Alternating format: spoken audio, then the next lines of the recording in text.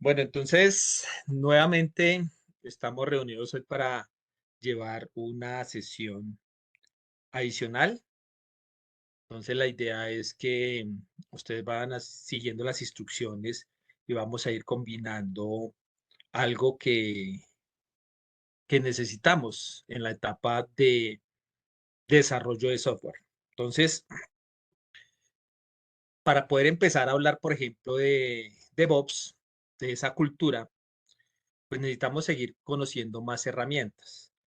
Al final esa cultura nos va a llevar a un desarrollo de un producto rápido, con calidad y también, digamos, utilizando múltiples herramientas, vamos a poder eh, dar respuesta pues a esa petición de un cliente, ¿no? En tiempo real. Entonces, el día de hoy quiero recordarles que vamos a mezclar algo de el módulo 4 de Python, sería funciones, vamos a seguir con funciones para luego entrar en módulos. Vamos a empezar con JIT y algunos comandos de Linux para después trabajarlos en el subsistema, o sea, en el Windows Subsystem for Linux, en el subsistema o la emulación que hace Windows ahí al momento de instalar. Listo. Entonces, vamos a empezar con esta herramienta. Esta herramienta es muy interesante porque nos permite hacer como un control de nuestro software, ¿sí? Esta herramienta la creó también el mismo que creó Python. Precisamente, no, fue Linus Torvald. Prácticamente cuando él estaba desarrollando el código Linux, que es de código abierto, es muy grande lo que tenía que hacer, tanto código que le llevaba, ¿sí? Hasta que llegó a un momento en que era una comunidad de 1.000 millones de personas prácticamente a nivel mundial. Y esto se empezó a complicar. Él decía, pero yo cómo hago para integrar ese código, para poder controlar las versiones, para organizar, ¿sí? A nivel macro, cualquier código. Entonces, él desarrolló precisamente este control de versiones, que es JIT. Prácticamente es una implementación de código abierto de un sistema de control de versiones distribuido que actualmente es la última tendencia de desarrollo de software. No es el único programa. Está, por ejemplo, GitLab, otros que les puedan nombrar, que sirven para lo mismo, ¿no? Depende, pues ya los gustos, pero pues el curso en DevNet, en Cisco, ha tomado esta herramienta como base por ser una de las más comunes. No estamos diciendo si es la mejor o es la menos mejor, digámoslo así, porque no hay herramientas malas prácticamente, pero pues depende de lo que ustedes van a trabajar. Puede ser que GitLab les sirva para otras cosas. En este caso, por ejemplo, para redes, para Internet de las cosas, para el control de código, podemos trabajar aquí en este curso, en este diplomado con Git.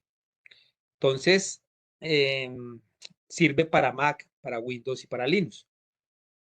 Una diferencia entre JIT y los otros sistemas de control de versiones es que pues JIT almacena datos como instantáneamente, ¿cierto? En lugar de, digamos, de diferencias, o sea, en archivos actuales y versiones anteriores, en una carpeta que crea al momento de instalarlo de forma oculta, cosa que no vaya a generar un problema de pérdida, pues obviamente de su código. O sea, que lo que genera es una carpeta oculta con unas indicaciones y ese sería el archivo master donde vamos a tener lo primordial. Y a partir de un archivo primordial de esos, yo puedo hacer múltiples copias y puedo darle un código a otra persona con una rama, que esto se llama los branch, para que vaya experimentando y si lo daña o lo borra, pues no se va a dañar el original. Entonces, de eso se trata que voy a esperar a empezar a explicar esta parte. Entonces, ustedes van a entrar allí, ¿sí? En Google, que van a escribir JIT y la página oficial es jit-scm.com. No sé si ustedes ya la tienen instalada. en algún momento ya han trabajado con esta herramienta? Me levantan la manito a ver.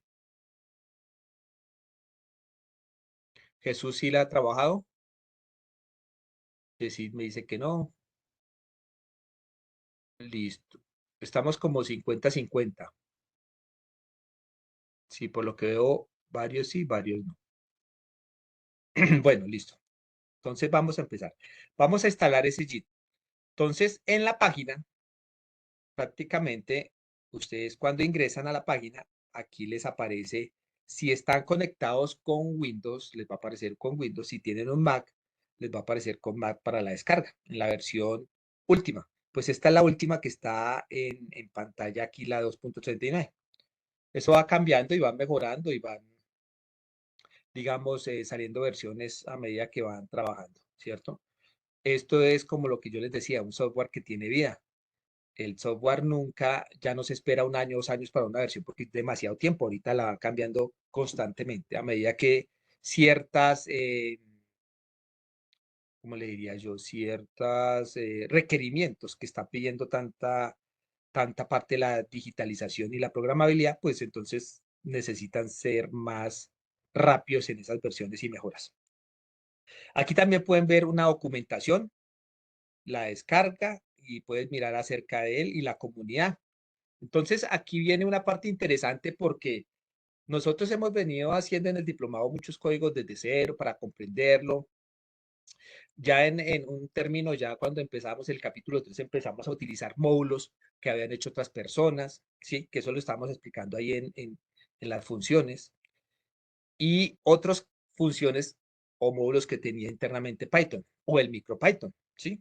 Entonces uno iba mirando, dependiendo quién desarrolla el software o quien desarrolle los módulos externamente, o si yo soy el propio desarrollador de esos módulos, voy a tener que utilizarlos. Pero pues en estas comunidades, cuando yo le decía, mire, es que hay 145.000 módulos, pues en este momento es difícil decir voy a crear un módulo de cero, a menos de que sea algo muy especializado para nosotros.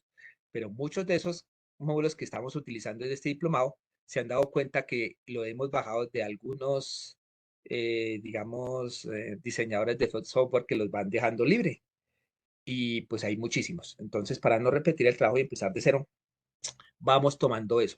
Pero el curso sí, a partir de ahorita de funciones y después de módulos, nos invita a desarrollar nuestros módulos para comprenderlos, porque después podemos abrir un módulo, entenderlo y modificarlo dependiendo lo que nosotros necesitemos. Entonces le van a dar y descargar Download for Windows, los que tengan Windows. Ahorita explico más o menos, eh, digamos, pues los que tengan Mac, ¿no? Entonces, si ustedes ingresan ahí, ustedes tienen que buscar en su equipo.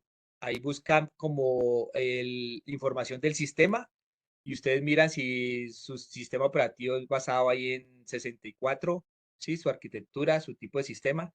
Pues entonces ahí van a descargar el JIT de 64. En este caso, por ejemplo, yo lo voy a descargar ahí. ¿Listo? Y como digamos ya lo tenía aquí descargado, es muy fácil para Windows instalarlo, porque podemos darle instalar. Ahí se leen pues todas las condiciones y la documentación que hay. Le dan next, siguiente. Le dejan la carpeta de destino normal. Y aquí van a habilitar lo siguiente. Entonces, iconos adicionales y abajo una parte que dice New Git Bash para que tenga una terminal en Windows y nosotros podamos emular el Linux. ¿Sí? Y le dan siguiente. Entonces, ahí podemos nosotros ver. Esta parte, digamos que es para que Profe, ¿se ustedes, puede volver, por favor? ¿cómo dicen? Volver al paso anterior, Listo. por favor. Bueno, entonces espera un momentico. Por aquí, me dice, Sí, más atrás.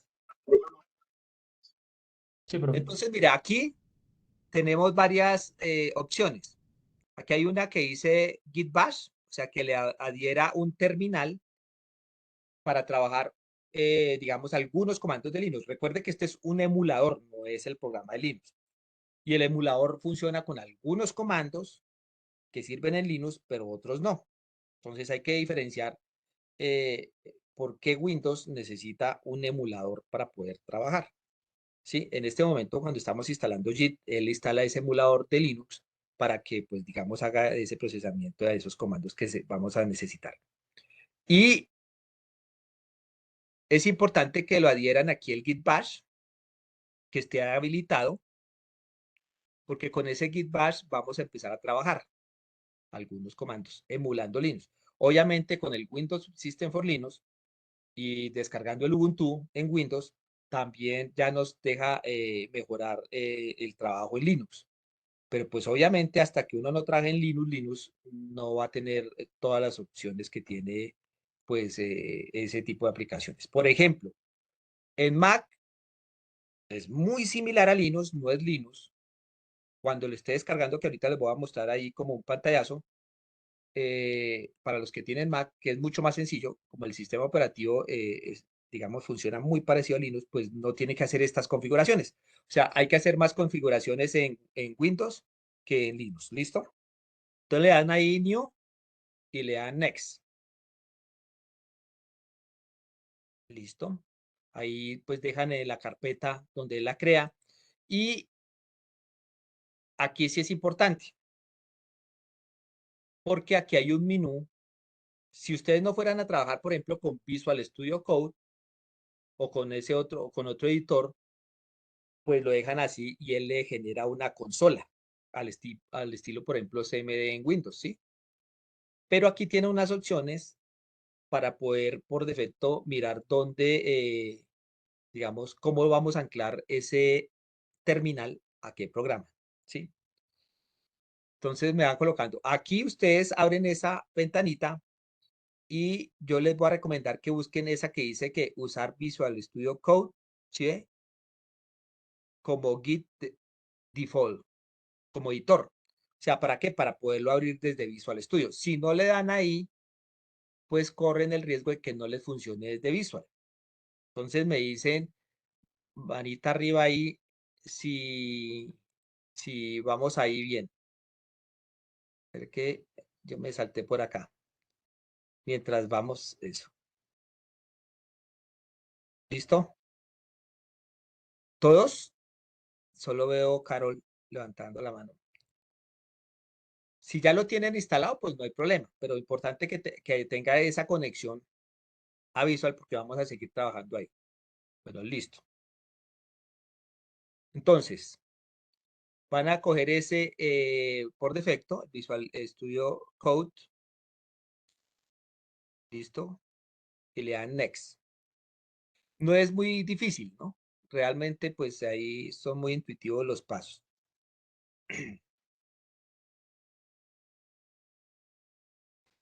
Hay algunos avisos, warning, que podría estar instalado para un usuario, entonces pues tener, digamos, esas opciones, ¿no? Ahí le va diciendo cada vez que cambia la opción, le va como diciendo qué tipos de lenguaje y cómo lo pueden ir trabajando. Entonces yo lo voy a dejar ahí donde les dije. Aquí, pues, digamos que es el ajuste del repositorio, lo vamos a dejar por defecto. Si que ustedes quieren que si quieren que los repositorios y todo queden en un nuevo sitio y las ramas, pues le dan ahí abajo, pero pues esa parte yo lo dejo así. Esta parte sí es importante en el sentido que aparece tres opciones. Por lo general aparece aquí donde dice Use JIT from JIT Bash Only, o sea, solamente utilice el terminal de JIT Bash, ¿sí? Pero yo quiero que funcione con varios software, no solo con ese, porque hemos instalado, por ejemplo, el MOBA, hemos instalado el Windows Subsystem, hemos instalado Visual Studio u otro entorno, otro editor. Entonces lo hacemos con este third party que prácticamente sería software de terceros para que funcione todo. Entonces yo le voy a dar la opción ahí. ¿Sí? Listo. Pues hay otra opción abajo que use para Unix, para los que tengan algunas herramientas que trabajen en esa parte de videojuegos y utilicen Unix. ¿Listo?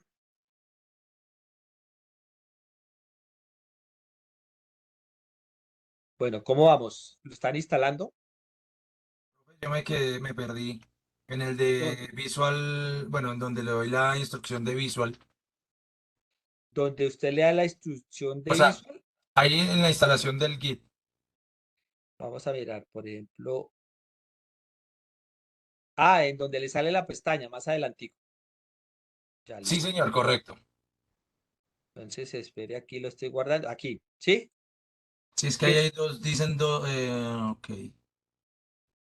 es ese que dice Visual Studio Code con Git, ¿sí? Por defecto, editor. Yo lo coloco ahí. Hay otro que es Visual Studio Code, pero eso es como inside, o sea, como dentro, como dentro de Git. No, dejémoslo ahí. ¿Listo? Listo, Entonces, profe. si vamos por aquí, habíamos dicho que escogíamos este, le damos Next y aquí, bueno, ya lo pone a instalar. Que se me está saltando, lo tengo por aquí como en unas diapositivas. ¿Cómo? ¿Cómo me dice? Listo. Esta parte, después escoge esta parte, bueno, ya hemos dicho ahí que lo dejara con software de terceros, también ahí para que funcione no solo con un editor, sino con varios. Entonces, que queda esa línea de comando, digámoslo, eh, trabajando con diferentes software, diferente línea de terceros. ¿Listo? Y le da Next, aunque aparece otra parte que, como yo les decía ahí con Unix. ¿Listo? Ahí tiene una parte de SSH.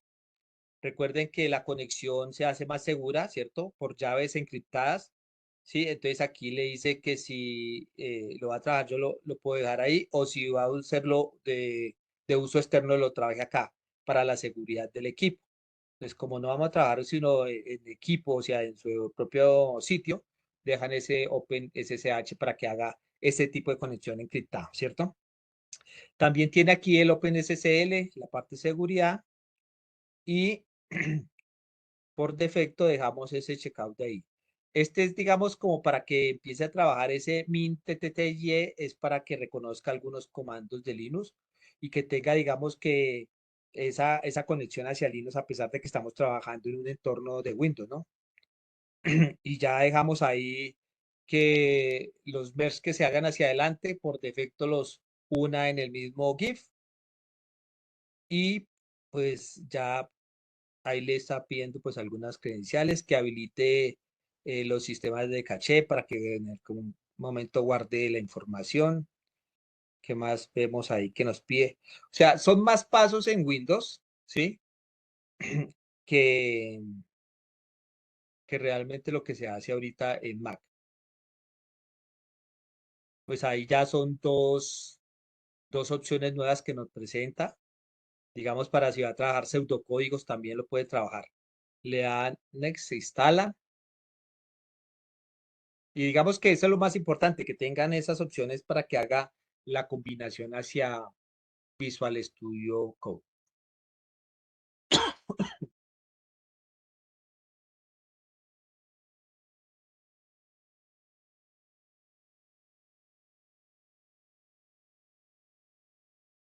Iremos a ver.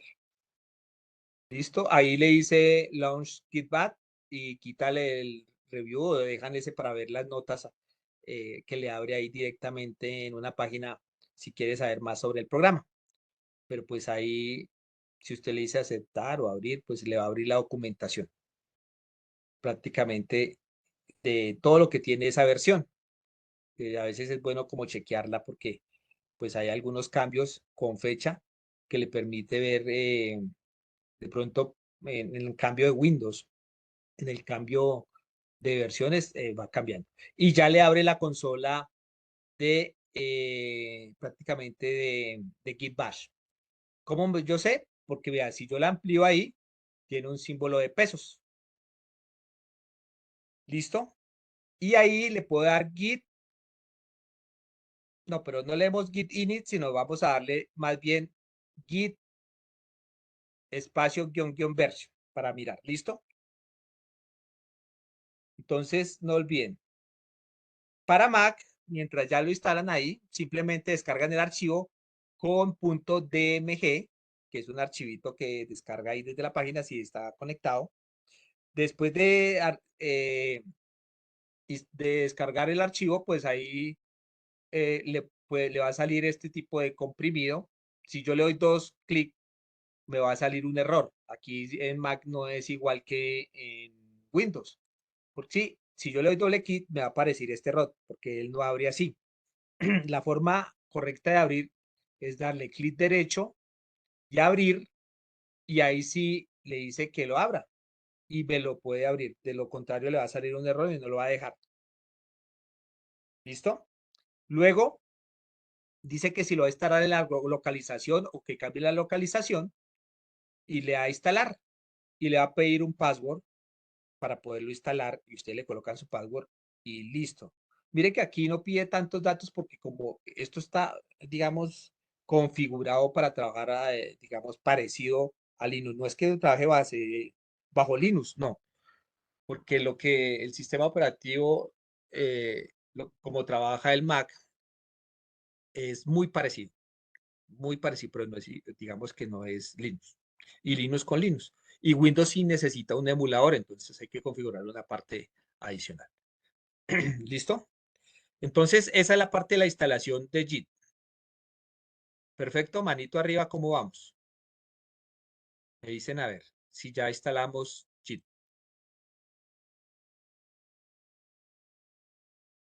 No es muy complejo instalar el programa. No pesa mucho, como 50 megas, creo. Perfecto. Entonces, también es importante abrir una cuenta en GitHub. Y GitHub es un programa que es otra empresa que permite guardar los códigos en un repositorio en nube. Entonces, yo puedo trabajar el control de versiones en Git, que es un programa para mi equipo, ¿sí? Pero si yo quiero enviarlo y tenerlo, actualizarlo y compartirlo en la nube, pues utilizo GitHub, ¿sí? Entonces me va a permitir, digamos, movilidad. Sí, ustedes deben entregar un enlace en GitHub y de eso se trata esta y la próxima sesión, que sería, vamos a hacer el código, vamos a hacer el control de versiones y cuando lo tengan, a partir de código lo envían y ya, le generan allá. Por eso necesitamos que abran la cuenta. Entonces ahí les va a pedir unos datos. Si le doy Sign Up, le van a dar una parte ahí para ingresar. ¿Listo? Entonces vamos a quitar esta pantalla. Abramos por aquí un momentico. Voy a ir aquí. GitHub. Generan su cuenta. Yo por lo general la coloco con Google y ya le queda aquí más rápido. Eso es lo importante, que tengan acá, le organicen su perfil ¿sí? Y ya miraremos a ver cómo se crea pues la parte del archivo, cómo se suben las funciones y bueno, etcétera, etcétera, etcétera. Entonces digamos que esos son los dos pasos que quería que instalaran Git y que abrieran una cuenta en GitHub. Prácticamente esto es un repositorio.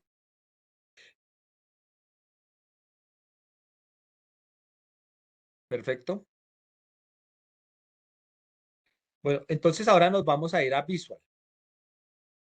Listo. Yo estaba Profe, por qué aquí. pena la consulta. Dime. ¿Esta Sí. cuenta de GitHub debe ser con la cuenta de la universidad? Es que yo ya tengo una cuenta en GitHub, pero es mi cuenta personal. Esa, con la personal es siempre mejor. Ah, sí, Yo siempre la tengo, sí, es mejor que gracias. la abran todos con la personal. Es más, en un futuro también cambien sus cuentas de Netacad a la personal, porque digamos que en algún momento le cierran el correo de la institución y pues como ustedes ingresan ahí con algún correo o algo sucede, sí, no lo sabe, pues se pierden todo lo que tengan ahí. Entonces, aquí esa cuenta, como esto va a ser personal, y no va a servir solo para el curso, sino para muchas cosas. Prácticamente se debe manejar sí o sí Git y GitHub. Cualquiera que haga código le van a decir, ¿usted sabe control de versiones? Si no sabe control de versiones es como si no trabajara en esta parte de la cultura de voz. Entonces le van a decir, no, no, digamos como si estuviera atrasada en el tiempo. ¿Listo? Entonces, vamos a crear una hoja que sería la 29. Voy a crear una que sería la 29, que sería 29 git.py. Bueno, pero no la creemos todavía ahí, porque es interesante. Entonces vamos a abrir más bien un terminal. Y van a abrir un terminal. Entonces me avisan si ya estamos todos ahí. CLS borramos y no nos vamos a fijar en ese código que habíamos quedado ayer ahí. ¿Listo? ¿Estamos aquí en el terminal? ¿En Visual?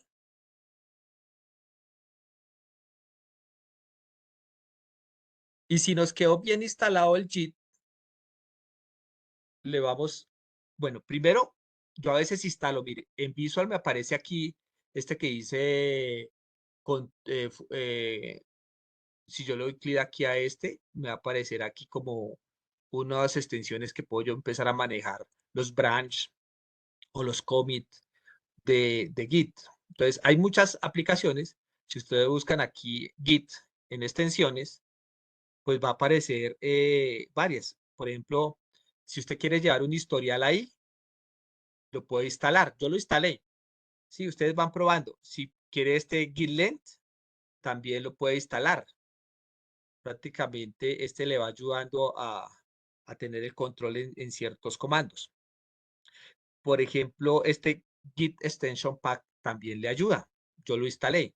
Pues no hay mucha necesidad, pero pues hay muchas aplicaciones aquí que le ayudan cuando usted está aprendiendo porque pues le generan como esas condiciones favorables como hablamos en Python, por ejemplo, de colores, de la indentación. Aquí en Git también le ayuda mucho eso. ¿Sí? Si ustedes desean, le pueden colocar. Pero entonces si nos volvemos aquí aquí a donde estábamos, yo le puedo dar git-version. Y esta es la forma de mirar si yo tengo esa versión 2.39 que instalé. ¿Se acuerdan que en la página de Git en este momento estaba en 2.39 la versión? Entonces, me mandan pantallazos, me hace el favor si vemos aquí la versión de su Git en Visual Studio. También lo van a ir a buscar aquí en búsqueda. Pueden escribir Git bash. Y mire que les va a aparecer Git bash, que esta es la consola que viene con Git, que emula Linux. Vea, voy a ampliar un poquito. Al instalar el Git, les aparece esta. Pero cuando le dimos que el editor fuera también visual, la puedo abrir desde allá. ¿Sí?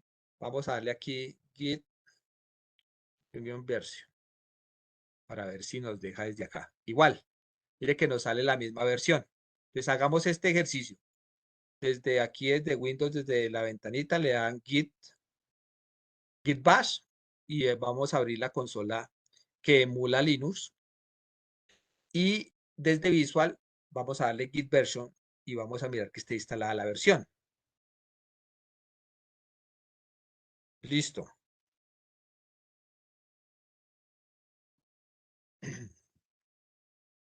Me van avisando ahí con la manita si ya hicieron estos dos ejercicios.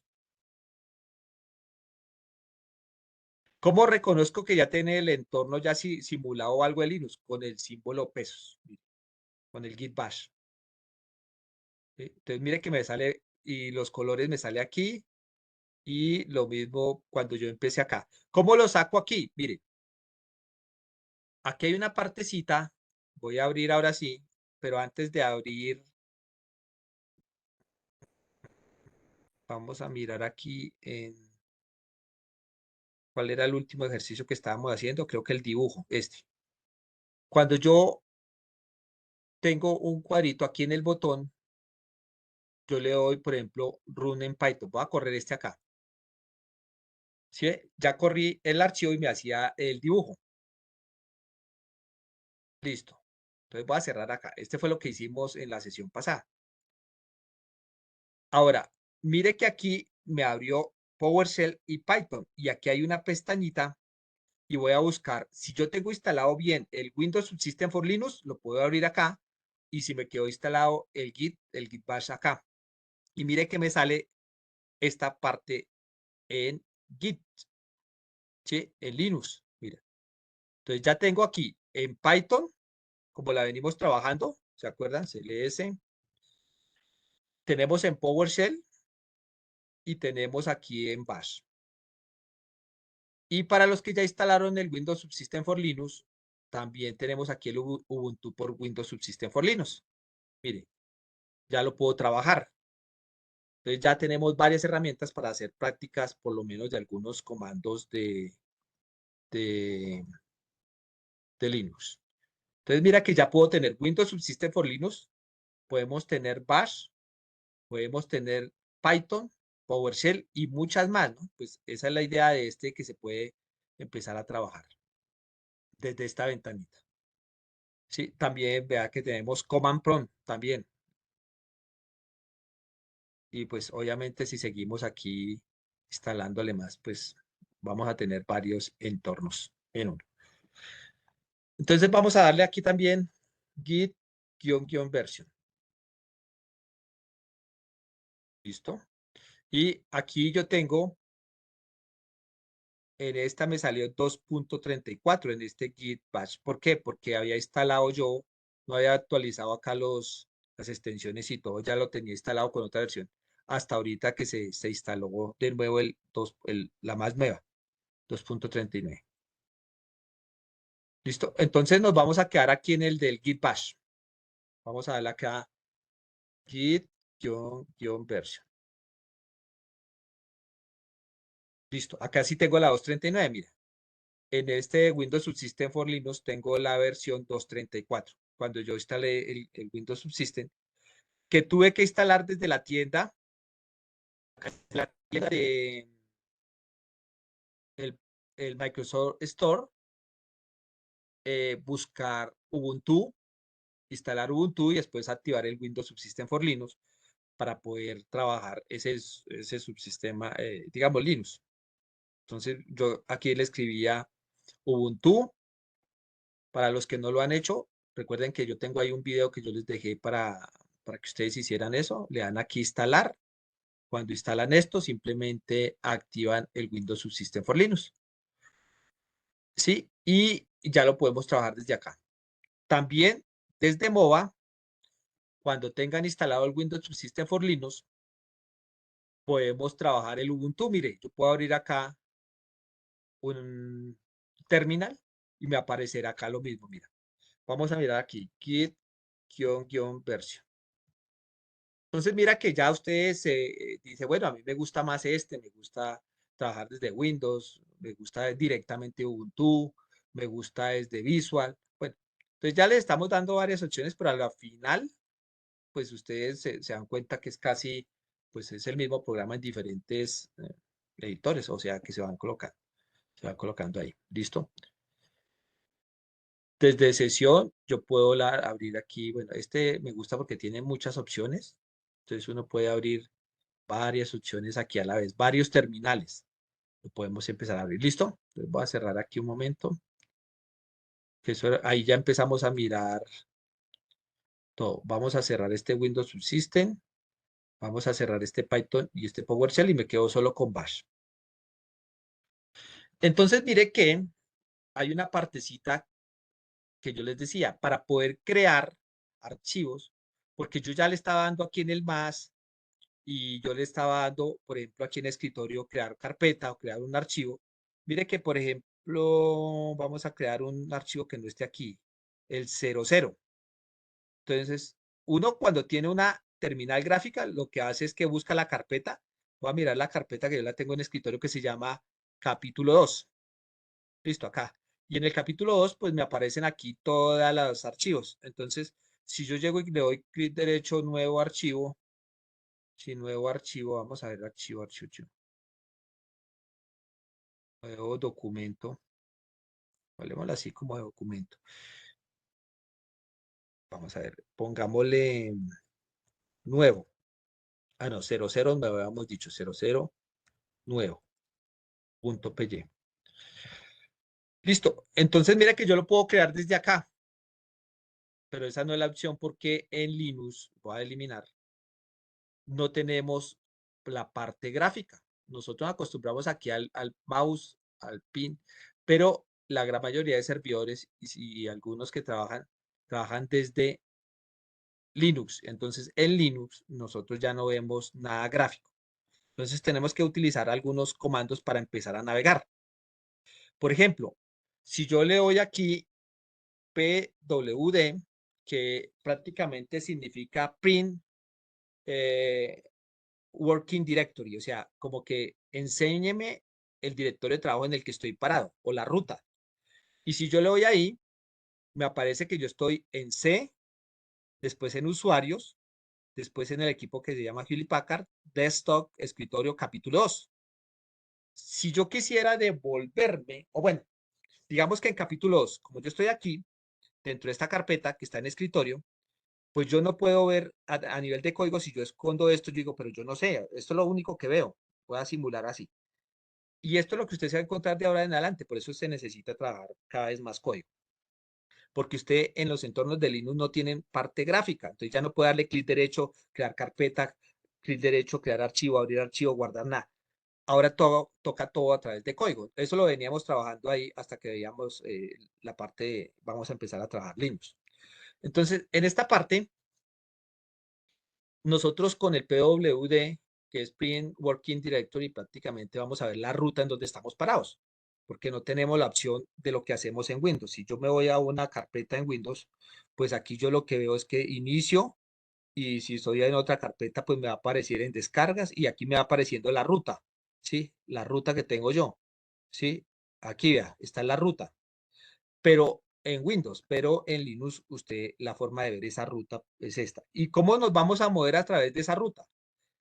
Vamos a movernos con algunos comandos. Por ejemplo, si yo quisiera saber qué hay en ese capítulo 2, pues aquí yo llego y miro y digo, uy, en el capítulo 2 tengo todos estos archivos, pero recuerden que no tenemos parte gráfica, entonces hay un comando que dice ls, que es listar, y aquí vamos a listar todo lo que hay dentro de esa carpeta. Entonces, mire, bueno, hay un archivo .py print, otro que se llama en, otro que se llama sep, y esta es la forma en que se ven los archivos a nivel de código, ¿sí?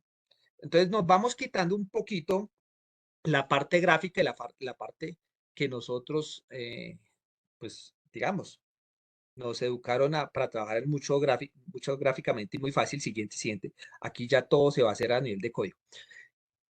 Pues así empezaron los computadores. Después, como nadie no les gustaba el código, pues entonces le pusieron la parte gráfica y llegó tanto el día que hoy es todo súper gráfico que ya nadie tiene que hacer nada. Pero como ustedes son ingenieros de sistemas, como ustedes son ingenieros hacia esta parte de la automatización, nos toca volver a retomar todo el tipo de código. Y cada código va haciendo algo específico.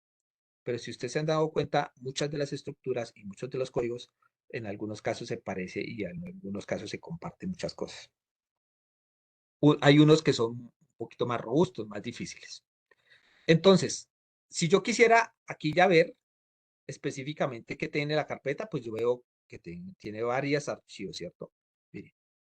Y ya se está viendo.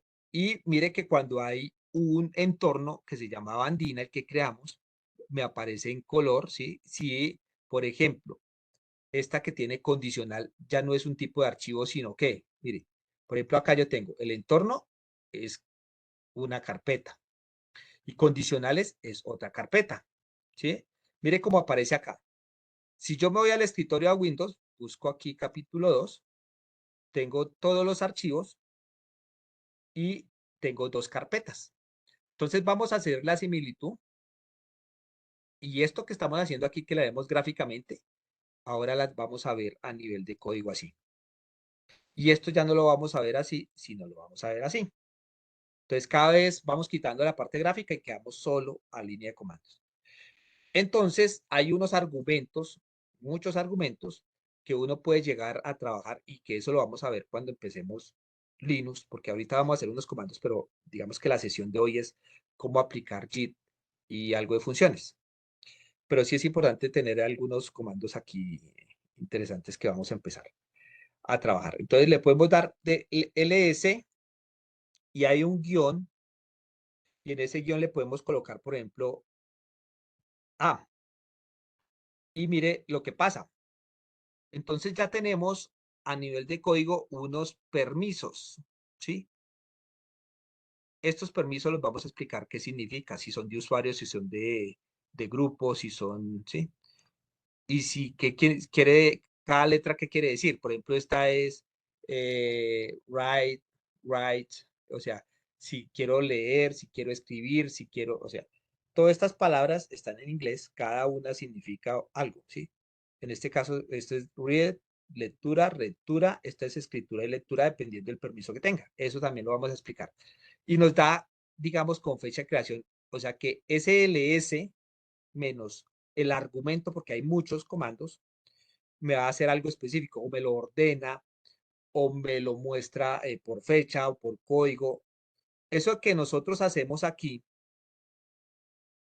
de decirle organícemelo por nombre, nos toca ahora por comando. Última fecha de modificación. ¿Sí? Y todo esto que uno le va colocando aquí, por ejemplo, si yo quiero ver fecha de creación, es fácil darle clic aquí. ¿Sí? Ahora, esto se puede hacer en la parte gráfica, pero a nivel de comando se va a utilizar estos comandos especiales para que con argumentos, esto es de listar más varios argumentos que hay, donde podemos empezar a organizarlo a nivel de comando. Bueno, por ejemplo, para borrar ya no es CLS. Si yo le doy CLS, ya me va a decir que no funciona, porque CLS es para Python, aquí es clear, pero prácticamente a veces es casi igual, ¿listo? Entonces ustedes pueden borrar pantalla. Para crear una carpeta, entonces volvemos a darle ls y mire que no hay una carpeta de nombre, pongámosle aquí proyecto 1 o no sé, sí, o proyecto. No hay ninguna carpeta que diga proyecto. Entonces, para crearle le colocan las siglas MK, que significa Make Directory, ¿sí? Make Directory, mkdir, o sea, cree un directorio, make, de hacer o de crear, y dir, que es una carpeta o directorio. Aquí se le llaman directorios, pero realmente son las carpeticas esas que nosotros tenemos en Windows, ¿no? Entonces, crear una carpeta, espacio y el nombre, proyecto. Listo. Así se crea una carpeta. Entonces le voy a dar Enter y ya se creó. ¿Cómo verifico si quedó creada? Otra vez le doy ls y mire que ya me apareció aquí en azul. O sea, con Make Directory ya estoy creando la carpeta, ¿sí? Dentro, pues, de este directorio que es el último según la ruta, que es capítulo 2, que yo la tengo. Si yo me voy a ir a verificar en mi carpeta de capítulo 2 y abro aquí y busco las carpetas, mire que ya me apareció la carpeta proyecto. Entonces, a través de código ya me puedo empezar a olvidar esa parte. Y tengo aquí la carpeta. Si yo necesito ir ahora dentro de la carpeta proyecto, utilizo la palabra cd, que significa change directory, o sea, cambia de directorio. Con ese cambio de directorio y le escribo el nombre, proyecto. Proyecto, ¿listo? Y mire que apareció, la ruta me apareció, ya está dentro de la carpeta capítulo 2, ahora estoy dentro de la carpeta proyecto. O sea que si yo le doy ls en este momento, voy a darle clic acá y le doy ls acá, en este momento no tengo nada dentro de la carpeta porque la acabé de crear. Ahí no hay nada, absolutamente nada. ¿Listo? Vamos a ver si ya crearon la carpeta, manito arriba ahí. Me va mandando pantallazos. Voy a mirar acá el Telegram para ver cómo vamos.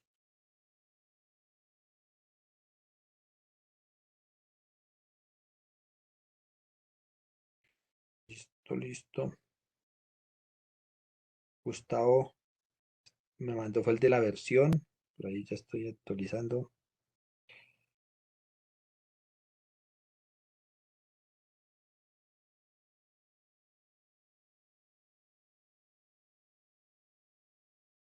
Perfecto, y ya me están enviando varios. Ahora, recuerden que en Python nosotros creamos nuevo ítem, el nombre, por ejemplo, funciones.py. Recuerden que cuando vean el símbolo de pesos, que en este caso aquí en Visual Studio Code es el emulador de Linux, pues no va a funcionar ese comando. Mira, si yo le doy Enter, me va a decir que no lo reconoce, porque estamos en Bash.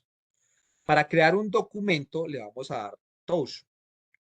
Y ojo porque si ustedes saben Linux y le dan, por ejemplo, nano o le dan, como este es un emulador, no le reconoce todos los comandos. Tendríamos que entrar ya directamente a un kernel de Linux para que reconozca los comandos de Linux.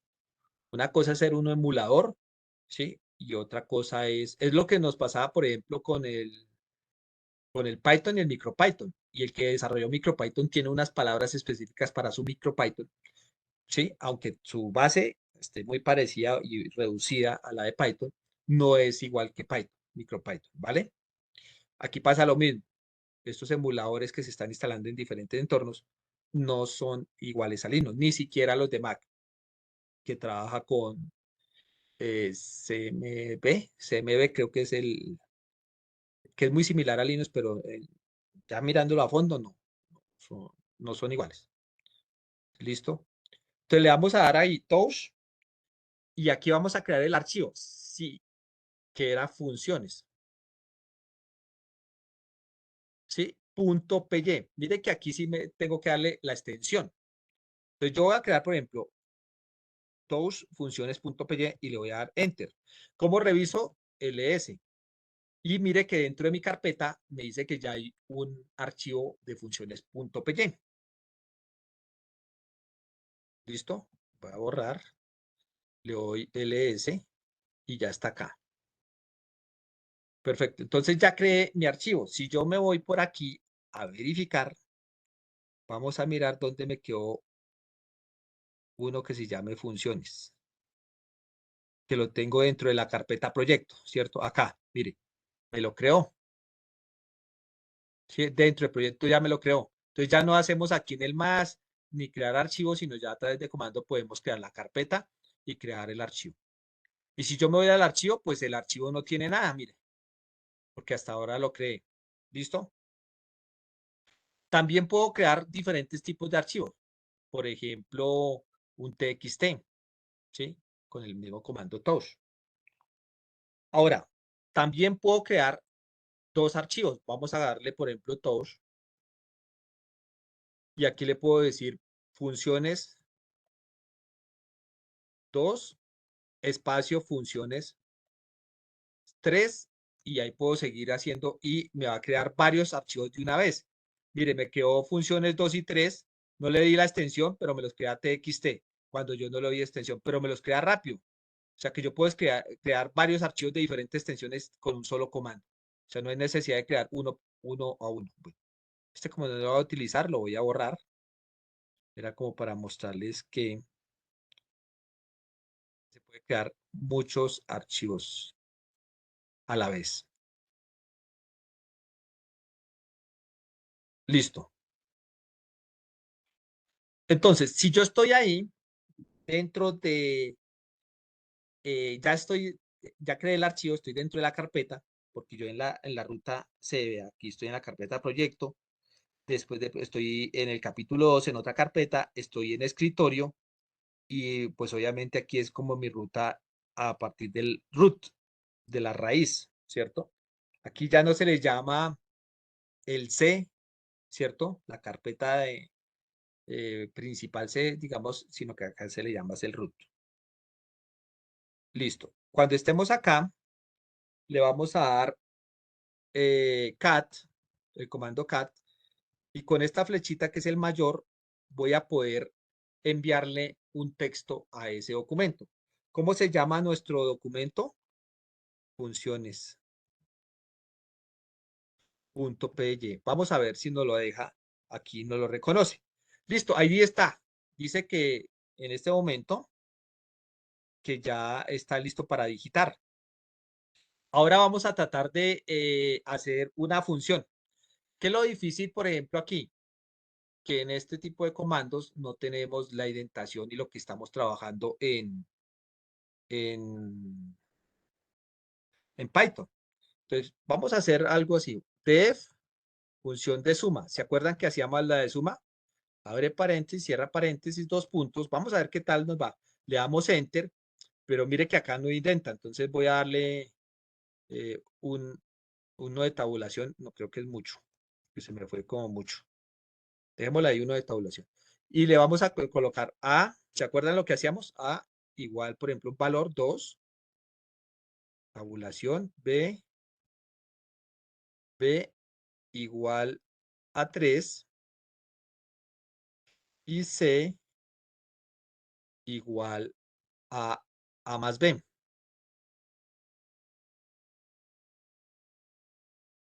Listo. Vamos a darle un espacito acá. A más B.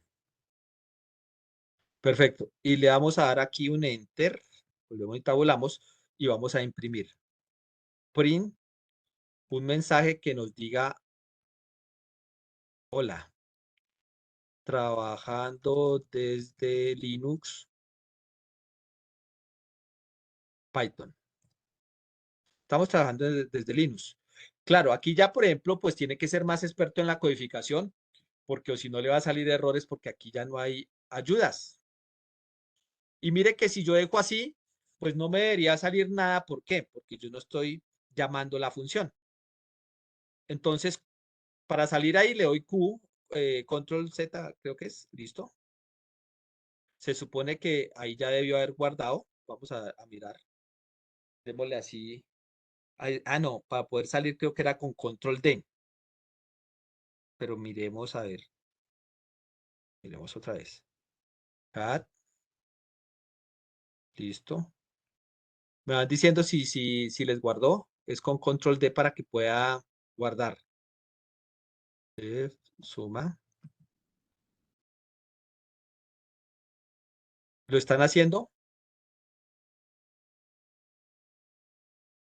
¿Lo van haciendo conmigo? Igual a 2. B igual a 3. C igual a A más B. Listo. Y un print que diga hola. Trabajando. Linux en Python. Cerramos comillas, cerramos paréntesis. Y aquí le damos control D. Y mire que apenas le di control D, ahí sí me guardó. Mire. ¿Sí? Pero hubo un problema aquí de indentación, porque pues yo se la quité. Entonces mire que aquí ya va a salir problemas. ¿Por qué? Porque dejé espacios, porque pues ya toca ser más experto aquí para que no le quede estos problemas. ¿Sí? Porque no hay ayudas. Por eso se utiliza estos editores que facilitan la programación. Por ejemplo, hay personas que trabajan desde blog de notas o un TXT. Bueno, ya cuando son muy expertos, pues ya es fácil. Y mire que para poder correr ese archivo, pues simplemente le doy py, el nombre del archivo. Creo que aquí es Python. Si yo le doy py, vamos a ponerlo. Si le doy py, borramos esto, clear. Mira que aquí uno empieza a veces a confundirse los comandos porque como uno trabaja en diferentes entornos. Si yo le doy py y el nombre del archivo que se llama funciones.py, pues entonces me va a decir que, bueno, me está diciendo que hay como un error, ¿no? Pero ya es de sintaxis, línea 1. No, ahí está bien. Ahí está guardando. Bueno, no sé si es por esto. Vamos a volverlo a correr.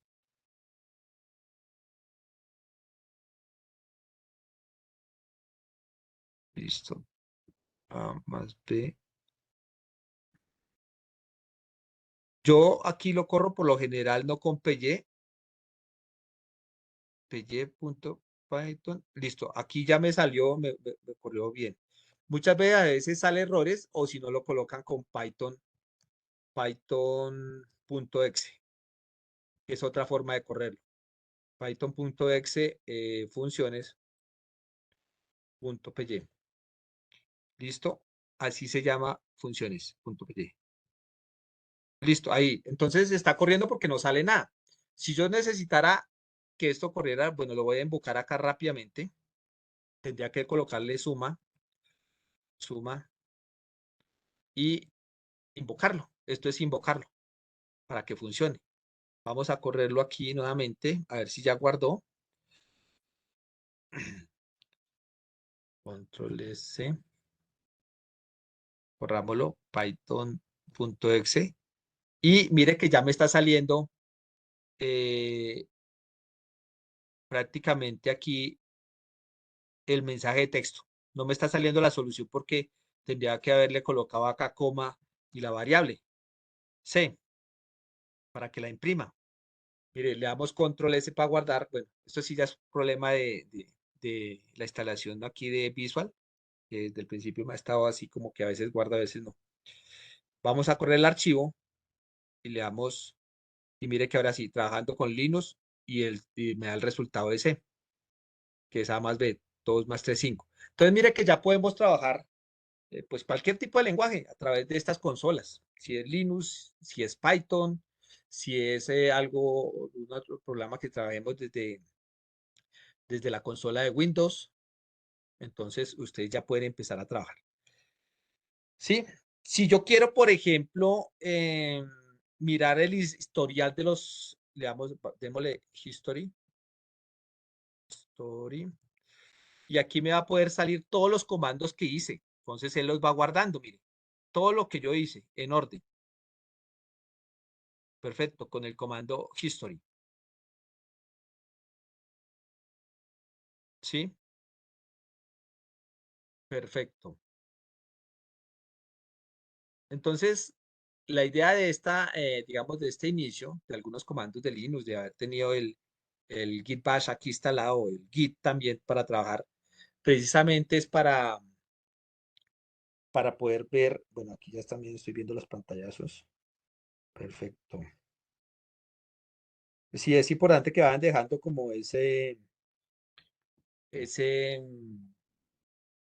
la evidencia, ¿no? De que están trabajando en esa parte. Entonces, mire que ya vamos configurando eh, yo le digo que esto es una suite, esto no es un entorno prácticamente porque aquí puede instalar toda la suite de Visual Studio Code para trabajar muchas cosas que vamos a hacer. ¿Listo? Ahora mire, yo voy a abrir aquí un momento y mire lo que pasa. Resulta que instalamos Git. Entonces vamos a darle Git-version. Así verificamos la versión. Listo. Después de verificar esa versión, ahora lo que vamos a hacer es que vamos a iniciar el repositorio de Git. ¿Cómo se inicia el repositorio? O sea, yo tengo que darle git init y con el comando git init, mire que inicializa y mire lo que pasó aquí. El archivo que está dentro de la carpeta proyecto me cambió de color, o sea que me lo inicializó, ¿sí? Me inicializó. Si yo me voy a la carpeta, voy a ir a la carpeta física, capítulo 2, voy a la carpeta que dice proyecto. Mire que acá tengo el archivo funciones. O sea que en este momento, mire lo que hizo con el comando git init. Lo que está haciendo es que si yo me voy aquí a donde dice ver, mostrar elementos ocultos, él me crea un punto git. Vamos a ampliarlo acá un poquito. Me dicen si lo ves más grande, no sé. No sé por qué se ve chiquitico acá. Ver.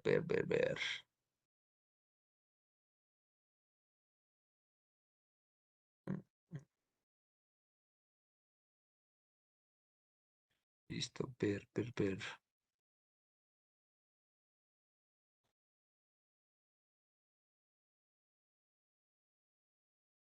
Démoslo aquí.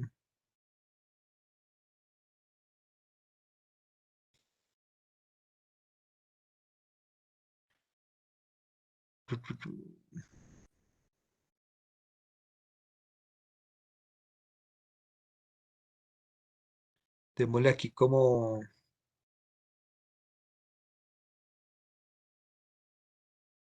Estoy mirando cómo agrandarlo aquí, a ver qué opción me da como la lupa. No la veo. Porque se ve muy pequeñita la carpeta para mostrarles.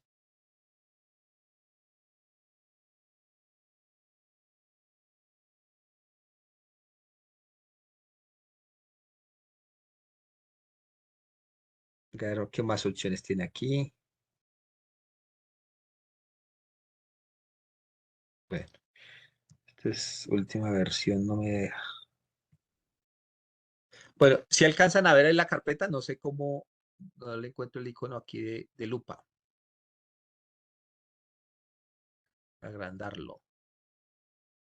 Me quedó un archivo oculto, .gif, y si yo abro este .gif, mira todo lo que me está generando. Me está generando un GEAD, o sea, un archivo principal, una configuración, unas carpetas, las cuales van a ocultar su código, a ese se le llama el código principal o el master, ¿sí? Por eso sale oculto y sobre ese oculto ya usted tiene, su archivo funciones está aquí, pero sobre ese oculto ya va a generar una copia, ¿sí? Y mire cómo empieza a generar este archivo que me va a permitir trabajar en Visual. Adicional a eso, pues le va a cambiar de colores. Y estos colores ahorita les voy a explicar qué significa la U y el color. Pero prácticamente lo que hace es un seguimiento. ¿Listo? Para poder eliminar eso, lo voy a eliminar acá, la carpeta. Voy a eliminar esta carpeta. Eliminar. Listo. Volvamos a dejarla como estaba en mostrar elementos ocultos. Bueno, ya ahí quitémoslo. Y minimizamos. Entonces, una vez se guarde aquí, se debe eliminar el color verde. Cuando él actualice, prácticamente él se demora un poquito, deja de hacerle seguimiento porque ya eliminé la carpeta. Mire, ya quedó. Sí es que se demoró un poquito, pero ya se fue. Prácticamente ya no tiene seguimiento. Entonces, esto cuando cambia de color me va a permitir trabajar en esa parte. Entonces, mire, en pocas palabras, el sistema de control de versiones está diseñado precisamente como para ir llevando esas versiones, eso que nosotros hacíamos, archivo 1, versión 1, por ejemplo, cuando ustedes tienen que hacer la tesis de grado que empiezan final 1, final 2, final de final, finales, ahora sí, final verdadero, final de entrega, final, y resulta que en una carpeta ustedes tienen como 20 archivos que son versiones como nosotros estamos trabajando, y así lo harían, por ejemplo, en códigos. De pronto usted dice, este es el código principal, el código del sensor, después este es el sensor con OLED, y entonces va generando un poco de archivos y al final usted dice, bueno, yo cómo uno todos esos archivos o cómo le hago un seguimiento, cómo sé qué hice cada fecha. Entonces, mire que aquí prácticamente con este sistema de control de versiones me va a permitir llevar esas versiones a través del tiempo. Y ese archivo que tiene una ramificación, ya puede ser el archivo A, el archivo B, puede tener diferentes versiones y después unirlas en una única versión. A esos archivos que le van saliendo como, entre comillas, patitas, cosas o detalles a algún software, pues eso se le llaman branch, ramas. A este principal se le llama master y al final pues, se puede empezar a trabajar en diferentes tiempos, en diferentes versiones para después hacer un merge, que es la unión, ¿sí? Al final, ustedes van a tener que hacer esa parte. Si el archivo no cambia, ¿sí? Git utiliza un enlace de referencia al último archivo instantáneo, en el lugar de tomar la instantánea nueva. Prácticamente es como tomar una foto cada vez que va avanzando con algunos comandos de Git que vamos a ver. Y este sistema de control de versiones está organizado en 3 etapas. Mire que estas palabras son clave. Las 3 etapas son repositorio, que es el .git que les estaba mostrando, es la carpeta ya oculta, donde va a estar el archivo, digamos, principal. Hay una zona de presentación que es cuando yo estoy modificando, que se llama el staging area, Entonces aquí es un área es área de preparación, más o menos eso traduce. ¿Sí? Cuando yo lo paso del repositorio al área de preparación, le hago modificaciones, después lo tengo que pasar a un working directory, que es el área de trabajo. Entonces, él internamente tiene eso, repositorio el punto .git, tiene un área como en caché, que si no se guarda se pierde, de área de trabajo, y del área de trabajo yo digo, ya quedó el código, listo, lo paso a un área, a un working directory, listo, a un repositorio. Pero ese repositorio, mire que se duplica con respecto al repositorio .git, que es el master. Entonces, él va generando automáticamente por código las actualizaciones, pero va guardando en diferentes, digamos, etapas ese tipo de archivo. Y los tres estados son comprometido, escenificado y modificado. Por eso les van a salir unas letras en esa parte del JIT, ¿no? Y hay unos comandos para hacer esta ruta. Entonces, por ejemplo, aquí, para obtener una copia de un repositorio, utilizo la palabra clone, git clone, todo con git. Si yo quiero, por ejemplo, adherir del working directory al string area para hacer un cambio, le digo adherir cambios con la palabra add, ¿sí? Y si yo le digo update, repositorio con cambios, que lo vuelva a subir, y eso se llama un commit. Entonces, hay varias palabras aquí que vamos a empezar a trabajar para esa parte. ¿Listo? Para poder entender, estamos trabajando el capítulo 4, que es funciones. Entonces, vamos a ir mezclando las funciones con el comando git para ir haciendo como el control de versión de un programita pequeño, de un módulo. Entonces, mire que aquí las funciones tienen este desarrollo, esta forma. Entonces, la palabra, el estamento def, la palabra def definida, el nombre de la función. Estos ejemplos son tomados del curso, por eso están en inglés y están con esos nombres, para que cuando ustedes vayan a su plataforma, los vean igual. Tenemos función, siempre que hay una función o un método, se va a colocar los paréntesis. ¿Sí? Método, recuerde cuando dice punto value, punto, ¿se acuerdan lo de borrar, lo de cortar, lo de poner, lo de adherir? Todos esos que eran métodos, punto, punto, punto, llevaban paréntesis, ¿sí? Entonces ya es una clase, si no le colocan paréntesis ahí. Y la palabra def, el nombre de la función, los paréntesis y dos puntos, y después digamos que la línea de código que van a trabajar. Esto es una función, que es un bloque de código, que va a ser algo específico. Y cuando yo tengo varias funciones, empiezo a pensar que ya estoy desarrollando códigos en bloques y esos bloques se van a llamar módulos. Recuerde que un módulo puede tener muchas cosas, como funciones, como constantes, como clases. Por eso el ingeniero Hugo decía la clase PIN, la clase PWM, la clase. Claro, cuando abramos un módulo de esos, cuando veamos módulos, vamos a abrir módulos de los que hemos trabajado y se van a dar cuenta de la construcción y ya lo van a entender. Antes no los hemos hecho abrir, ¿por qué? Porque no, de pronto se confunden, porque ya tienen otra estructura diferente. Y mire que en esta parte se le puede colocar o no una palabra return para que retorne el valor. Si se le coloca return, él salta y imprime la segunda línea, si no lo tiene, digamos. Pero cuando, mire que aquí tiene que ver la indentación. Yo tengo la función def, ¿sí? De nombre mensaje, y hay un mensaje. Él no se dispara. ¿Por qué? Porque no se ha invocado. Pero mire que esta línea del print está aquí fuera de la función. O sea que él lee aquí, no hace nada, no sale error, pero lee aquí y dice nosotros estamos aquí. O sea que me va a salir este mensaje de nosotros estamos aquí. Cuando la invoco, ¿qué hace? Retorna arriba y dice, ah, la invocó, entonces me va a imprimir el otro print entre el siguiente valor, o sea, este mensaje. Y después, ya que ha colocado este print, me retorna al siguiente print. Entonces, mire que esto tiene una estructura para manejar. Mire que a pesar, ya no es lineal. Mire que aquí en la programación que nosotros estamos haciendo de secuencial, se hacía línea a línea. Aquí ya no. aquí ya rompe esa estructura con estas funciones. ¿Por qué? Porque la función tiene un print. Listo, él la lee, pero si no está invocada, no la lee. Lee este segundo print, o sea que realmente este segundo print de todo este bloque es el primero que va a salir. Después de que se invoca, se devuelve, hace la función, me imprime esta, y después de que imprime, va abajo y me imprime el tercero. Y estas funciones sirven, primero, pues para organizar código, segundo, para, digamos, facilitar ese desarrollo y poderlo ahorrar código, digamos, y poderlo invocar cuando se necesite una misma función.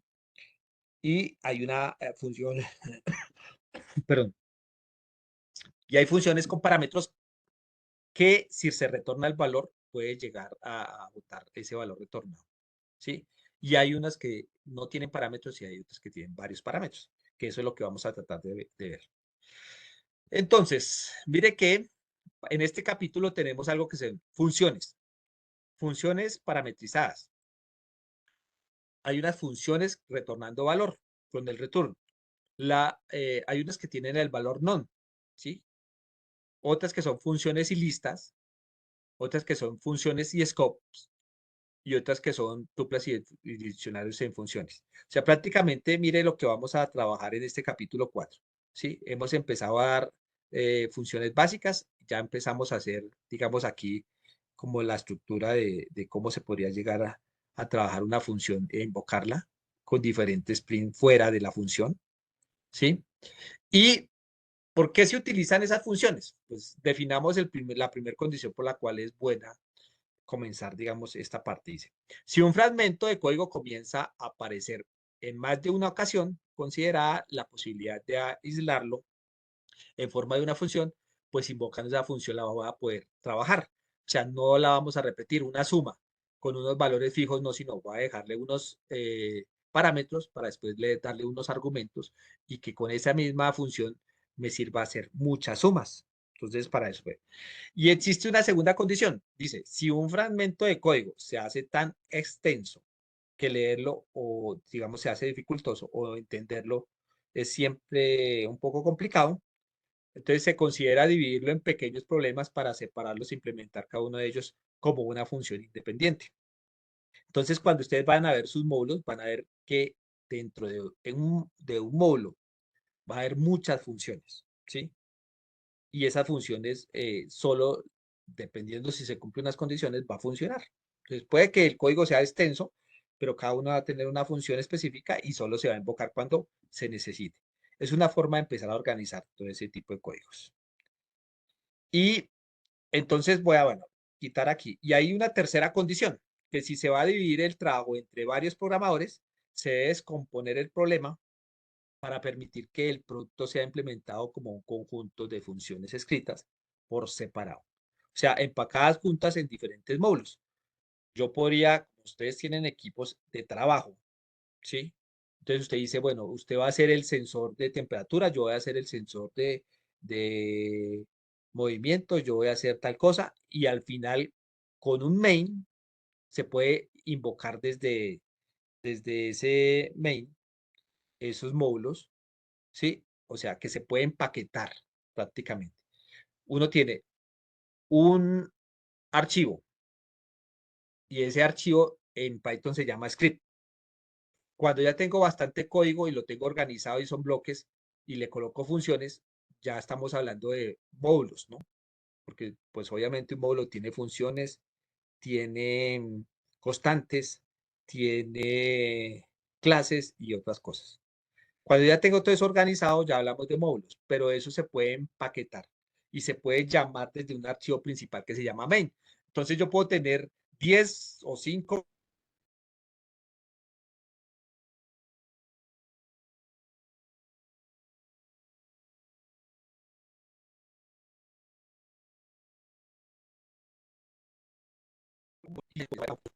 específicos con el nombre o la clase cuando veamos clases de los sensores y ya se les va a hacer más fácil organizar todo este tipo de código. ¿Listo? ¿De dónde provienen esas funciones? Pues en general, esas funciones provienen al menos de 3 lugares. Recuerden, funciones como print que hemos visto, ¿cierto? Y otras funciones como input, pues son funciones integradas. Eso se veía cuando ustedes le daban allá importar el Helm Modules y mirar todo eso. Hay unas que ya vienen cuando ustedes instalan Python, que son funciones integradas. La segunda de las cuales vienen esos módulos, que son preinstalados.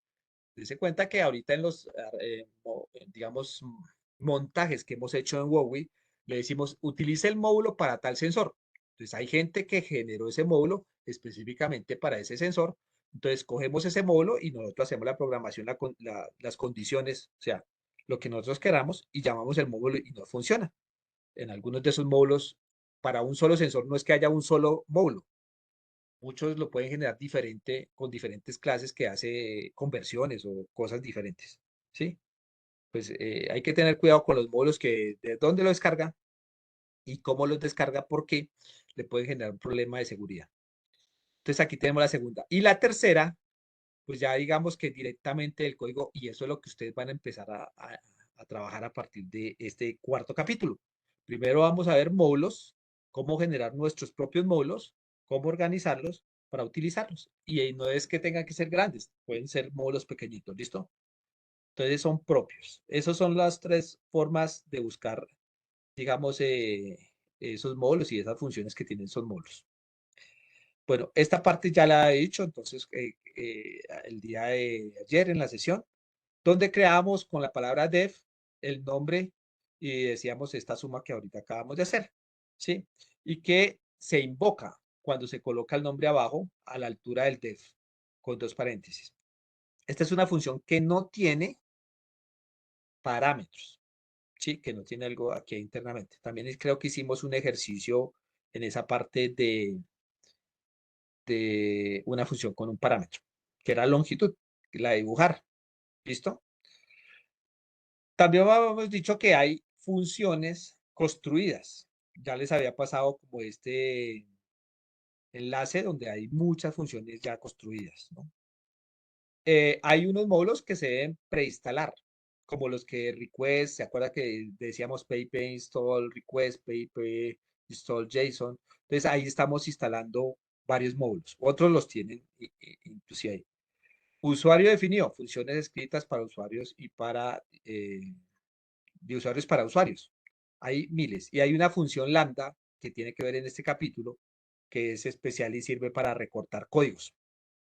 Pues no se puede utilizar con ciclos internos. Entonces, muchos de los programas de nosotros en los sensores tienen la función while y esos son ciclos. Y a veces cuando tiene esos ciclos, pues se puede interrumpir esa función lambda. ¿Listo? Bueno, entonces en esa parte vamos a recortar esta parte. Yo les había dicho que yo tengo aquí 3 print para hacer una suma. Entonces yo le digo que ingrese y que lo guarde en una variable. Y esto también lo puedo hacer a través de una función, ¿sí? Y la invoco, ¿cierto? Y le digo que imponga, que coloque ahí. Prácticamente la estoy invocando 3 veces, pero solo hay un print. O sea, que aquí ya recorté 3 códigos como ejemplo. Y las dos funcionan igual. Sí, las dos que están haciendo ahí. Listo. ¿Cómo crear una función? Entonces, def, el nombre de la función. Dentro de los paréntesis se puede dejar sin parámetros o con parámetros. Y a esto se le llama cabecera de la función. Aquí van varias líneas de código. 1, 2, 3, las conversiones, multiplicaciones, todo lo que hemos visto lo pueden colocar ahí, al igual. Simplemente que una función, ese bloque de código completo, largo, corto, lo que ustedes quieran colocar ahí, condicionales, va a funcionar si se invoca. Entonces ya sabemos que cuando esté dentro del def es porque hace ese bloque algo específico. ¿Sí? A esto se le llama el cuerpo de la función y aquí se le va a colocar un return con un valor. ¿Sí? Y ese valor retorna arriba prácticamente y eso es lo que me va a colocar. A esta parte se le llaman parámetros, es la forma, digamos, formal de llamarlos. ¿Sí? Ese es el retorno de la función y pues digamos que a esto se le llama, pues digamos, la estructura de lo que vamos a hacer en la parte de cómo crear una función. Entonces, mire que esta parte yo la hago como un paralelismo, una máquina, no sé, muy cercana para que ustedes me entiendan. cómo podríamos hacer una función para una máquina de registro de comida. Entonces, digamos que una función puede ser esta máquina. Entonces, este primer paso que les explicaba, que está aquí, puede ser como la pantalla en ese momento, que me está mostrando un mensaje. Sin moverle nada, siempre va a aparecer un mensaje ahí, o un número, lo que ustedes quieran, para saber que está encendida. Luego, cuando yo invoco el 2, lo que estoy haciendo es que le estoy ingresando valores. Entonces aquí digamos que yo estoy colocando los valores y él va haciendo la operación allá. ¿Listo? En el 3, prácticamente yo miro que me muestra el resultado. ¿Por qué? Porque yo le coloco los valores aquí en la invocación, viene aquí, hace la operación que tenga, si yo tengo una suma, resta, lo que sea, y me muestra después aquí en un mensaje el resultado. ¿Sí? Y 4, con el return, pues prácticamente es como cuando le dice retorne el valor, es como, bueno, listo, las vueltas son tanto, el resultado de toda esa operación, ¿sí? De los cálculos, devuelva. Entonces, mire que tenemos varias cosas aquí como un paralelismo. No es que sea exactamente así, pero pues digamos que eso le da como una visión. Y la parte quinta es como el recibo, donde dice, listo, gracias, imprime su recibo. Entonces, mire que esta función pequeñita podría ser todo un proceso en un negocio, ¿sí? Si lo vemos desde ese punto de vista. Ya tendríamos que acondicionar acá las líneas de código de suma, resta, según lo que estamos haciendo, este paralelismo. Entonces, vamos a ir a Visual. Un momento. Y vamos a eliminar esta terminal. Listo. Vamos a abrir una terminal ahora en Python como veníamos trabajando. CLS. Ahí donde estamos trabajando siempre. Y vamos a hacer una función. Bueno, pero primero que en Python vamos a darle un git init. Git init. Vamos a inicializar desde Python ahora el repositorio con git init. Y dice reinicializando, ya como que le ha dado aquí, entonces dice que ya existe. ¿Listo? Vamos a mirar a ver si ya. Ahí se demora un poquito al cambiar de color, pero debe darme el color. Voy a verificar si al momento de eliminarlo algo aquí. Estamos en proyecto, creo que la carpeta. Ver oculto, a ver si me lo creó. Creo que no me lo había creado. Ver,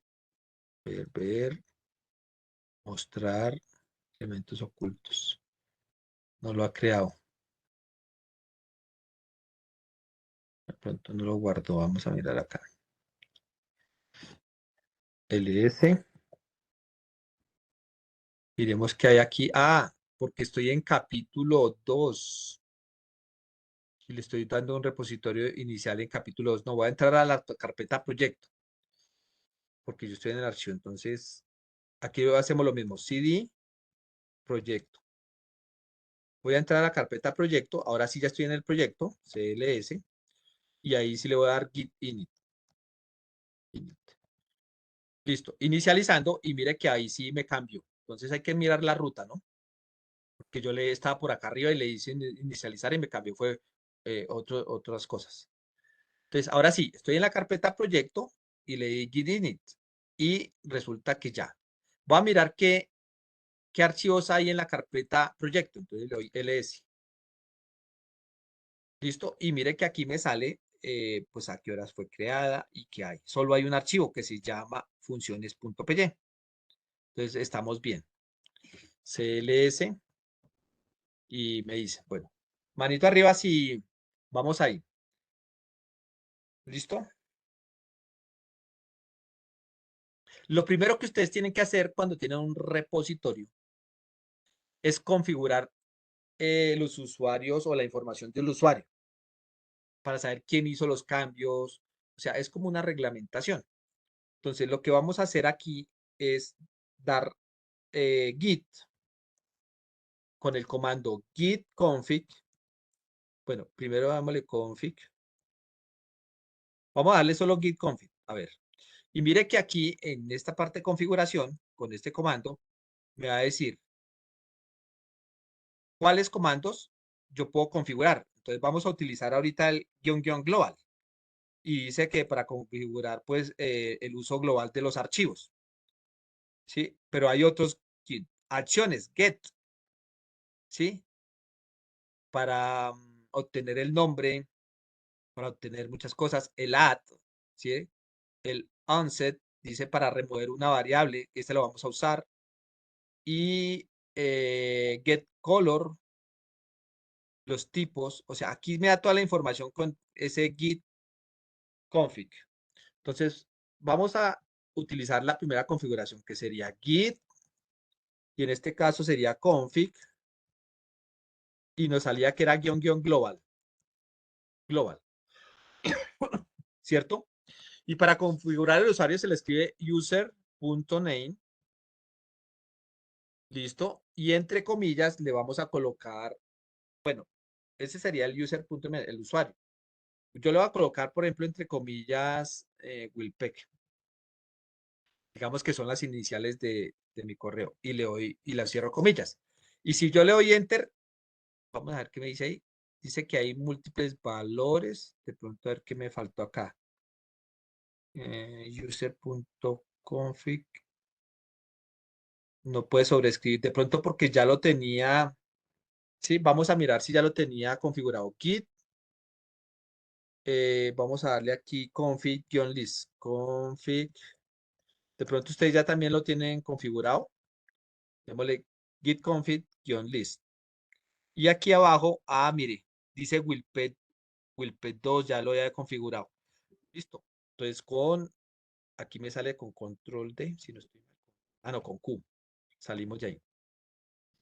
Vamos a colocarlo otra vez. Entonces vamos a colocar el email, pero voy a colocar otro email, porque tengo uno que dice 2017, voy a colocar 2000 algo. Entonces vamos a colocar, el comando sería git config global, le doy espacio y aquí le digo user.email. Y entre paréntesis, entre comillas, le voy a colocar un correo, Wilpec 2023, un ejemplo, @gmail.com. Es importante que le coloquen su correo y su usuario, ojalá que tengan en GitHub de una vez. ¿Listo? Pero aquí me faltó cerrar comillas. Listo. Listo, mire que esta vez sí no me salió error. Y con la flecha arriba puedo volver a mirar el comando que es git-config-list y voy a mirar si me quedó el 2023. Ahorita me aparecía el 2017, mire, ahora sí me actualizó. En esta parte de la configuración global me quedó 2023.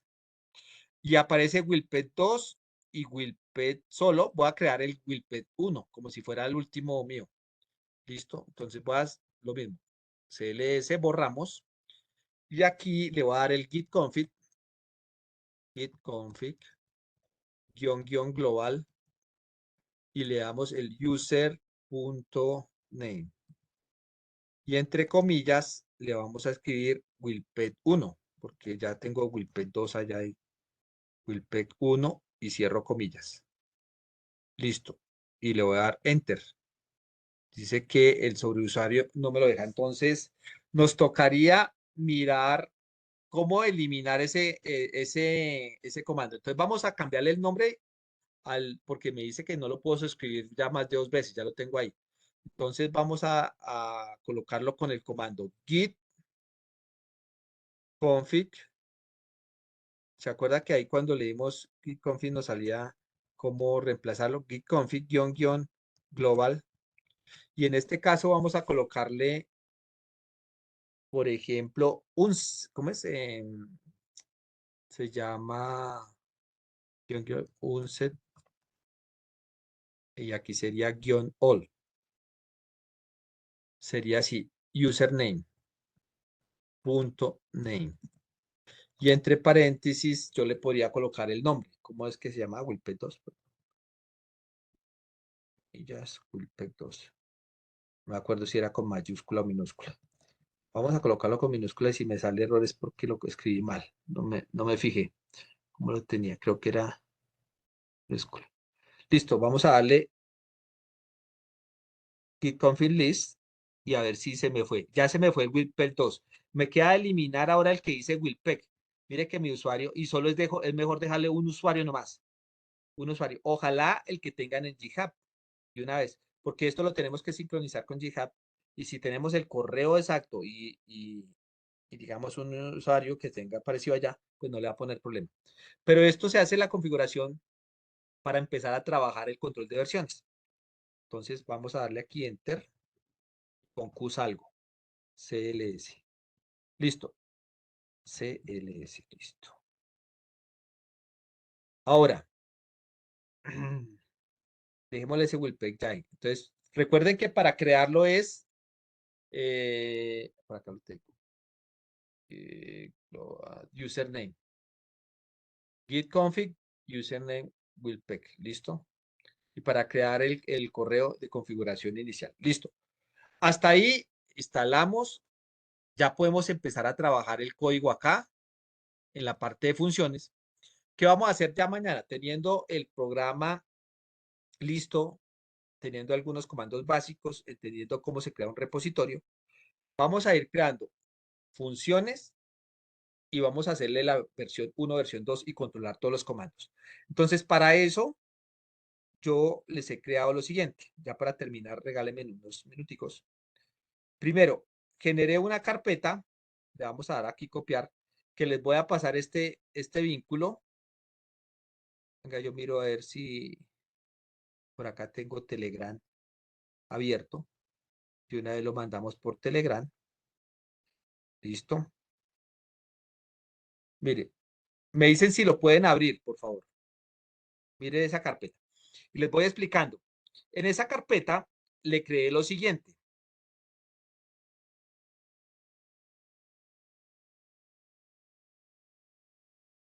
Me dicen ahí con la manito arriba si lo pueden abrir. Módulos. Módulos que hemos empezado a trabajar y que vamos a trabajar, se los entregué organizados. Sí, estos son módulos hechos por terceros. Entonces acá está para cuando trabajemos Telegram, para cuando trabajemos el UTelegram, cuando trabajemos base de datos con Firebase, cuando trabajemos el sensor, el SC1306, ¿sí? El SH1106. Si vamos a trabajar en NFC, que es de contacto también, el MQT135 también, que es un sensor, si no estoy mal, el que vimos ayer de gas o de polvo, el MAX 30102, que es el oxímetro, el HC04, el de distancia, ¿cierto? El de ultrasonido. Aquí hay uno de circular buffer que vamos a necesitar para un programa que tengo, el del BLE, que es el de Bluetooth. Bueno, ¿y qué pasa? Poco a poco en ese enlace, para no volver a mandar a Telegram archivos y archivos, les va a quedar todo organizadito. Entonces, ¿qué queremos que mañana ustedes hagan? Necesitamos que a partir de mañana ustedes hablen. Dice, profe, yo estoy trabajando o quiero trabajar con tal sensor. Y yo les voy a ir adelantando los módulos, ¿sí? También los códigos en Python. Entonces ya por acá dejé sensor de temperatura de HT11. Entonces, si usted abre en esa carpeta, mire que acá dice con sensor interno, con playholder, con DHT11 con datos, con aplicación MQTT. Y entonces, ¿qué pasa? Nosotros vamos a ir explicando, pero ustedes deben ir interpretando y adelantando sus proyectos. Esta es la parte de códigos. Mire, y hay sensor de distancia y entonces si, por ejemplo, alguien me dice, profe, yo no sé cómo hacer el del GPS, pues yo se lo subo, ¿sí?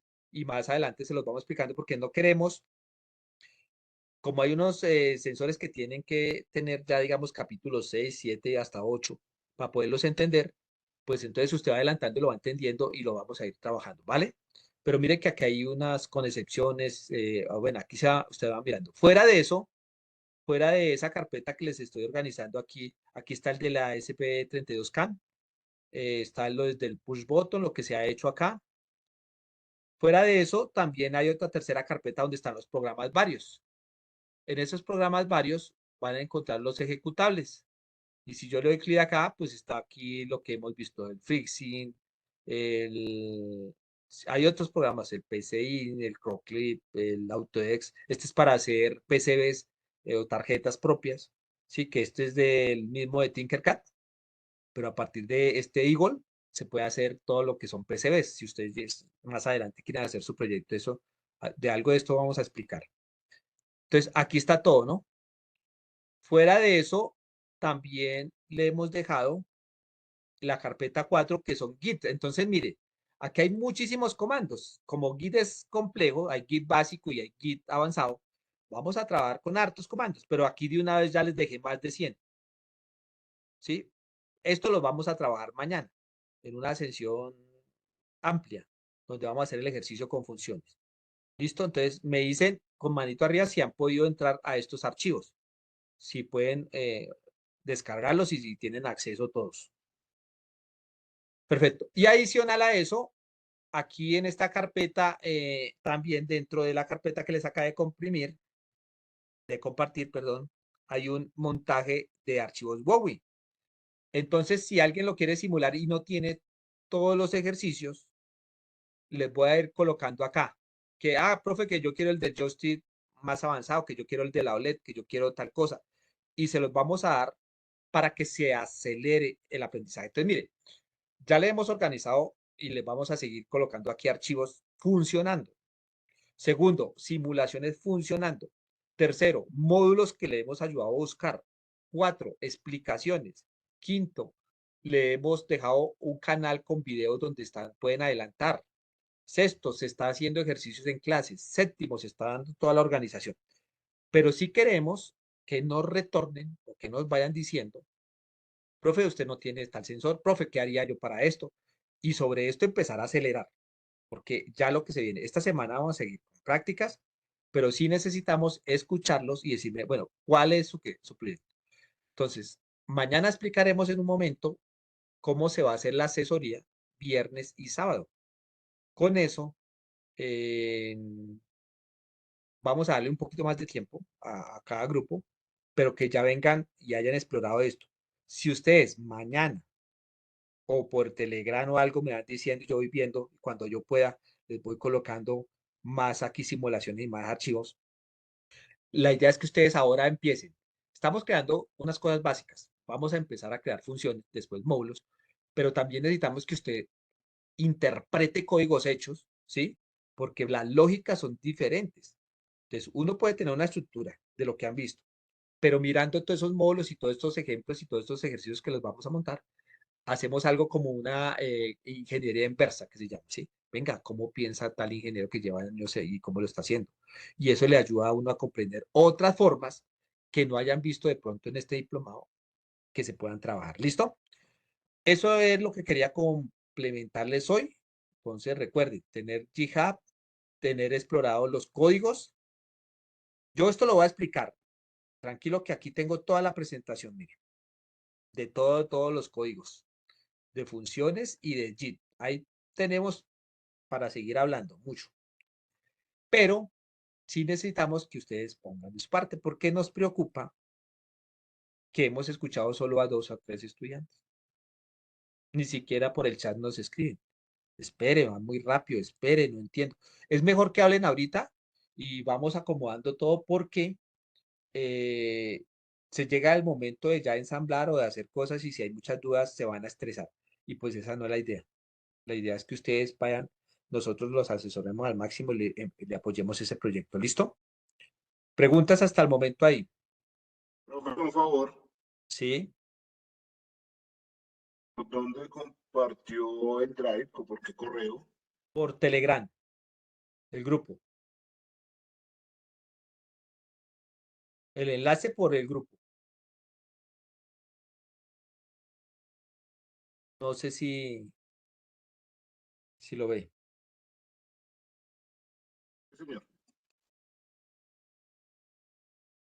No sé, ¿me confirman varios? A ver si lo vieron, si lo pudieron abrir, si... Ah, listo, ok. Entonces vamos a empezar a trabajar organizado porque ahorita se viene muchísima información. Pero prácticamente ahí ya está, se los estamos explicando, se los estamos entregando hechos. Claro, hay que empezar a modificarlos, arreglarlos, conectarlos, hacer sus módulos y ahí es donde ya viene pues ese trabajo que a partir de que estemos trabajando funciones y JIT, podemos empezar a trabajar ya más profesional. Bueno, muchachos, entonces, muchas gracias. Me pasé unos minuticos. No sé, Hugo, si tiene algo que decir y si no, damos por terminada la sesión. No, finalizar y mañana estaré enviando el listado con los horarios de las asesorías para viernes y sábado. Entonces, para que estén pendientes y también con los enlaces para esas asesorías. No es más. Desearles feliz noche y nos veremos el día de mañana.